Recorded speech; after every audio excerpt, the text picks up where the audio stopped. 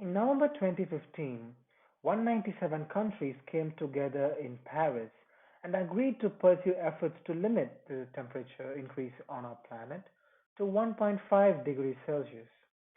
The Climate Action Tracker monitors the climate commitments and actions of 36 countries, totally roughly about 80% of today's global greenhouse gas emissions. So here's the bad news. Those emissions are still rising and have already warmed the globe by 1.1 degrees Celsius.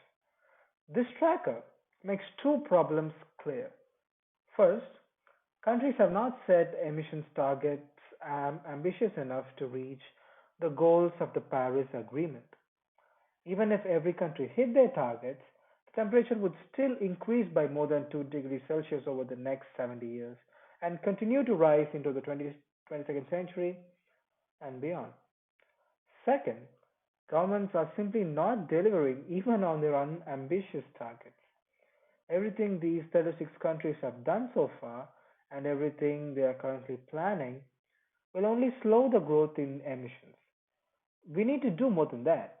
To have a hope of limiting global warming to 1.5 degrees, we need to cut global emissions in half by 2030 and get to net zero by 2050. So let's go through the numbers. Of the 36 countries analyzed, only two are taking enough action to restrain global warming to 1.5 degrees. The Gambia has pledged to reduce its emissions, despite being one of the developing countries that has contributed least to that problem. And Morocco is building more and more solar power. Every other country is just failing. 2020 is the year national governments were supposed to come together and strengthen their targets. So far, only a few have done, while others have announced they're sticking to their existing insufficient targets. Now, some countries aren't too far behind the Gambia and Morocco, such as India and Kenya. But the countries with the most advanced economics, those with the greatest capacity to innovate and help others, are shrinking their responsibilities to lead.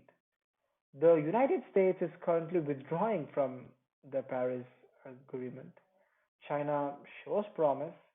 Its pledge to balance out its carbon emissions by 2060 could save the world as much as zero point 0.3 degrees Celsius of global warming.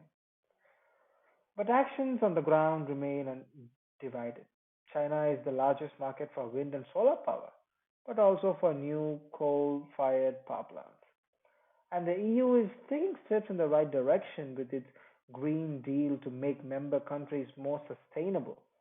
But this deal is still not enough for 1.5 degrees. So, are there any signs of hope? One key measure is a country's willingness to clean up electricity. Clean power can enable other sectors to reduce or eliminate emissions. More than 50 countries, 30 regions, 160 cities, and 200 businesses have committed to 100% clean electricity. Denmark, Scotland, and the state of South Australia are almost there, but much of the world still needs to commit and accelerate this energy transition. There's more good news in the transportation sector. More than 20 countries, 5 regions, 50 cities, and 60 businesses have already committed to 100% emission free cars, motorcycles, and buses. Norway is mandating the end of all sales of fossil fuel cars by 2025. Meanwhile, the US is allowing companies to make cars that don't travel as far on a gallon of gas, rolling back fuel efficiency standards. Other sectors such as steel and cement making or aviation and shipping are even further behind and trickier to clean up. But some steel and cement companies are developing carbon free production.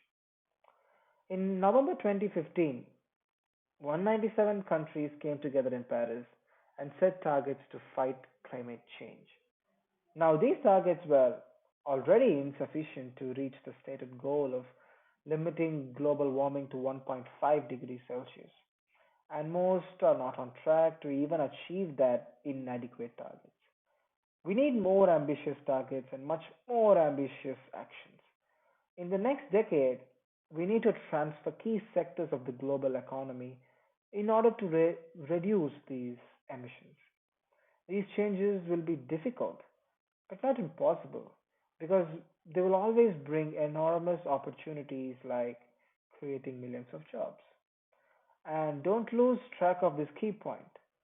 Such a transformation will also mean cleaner air and a safe, more stable climate for all.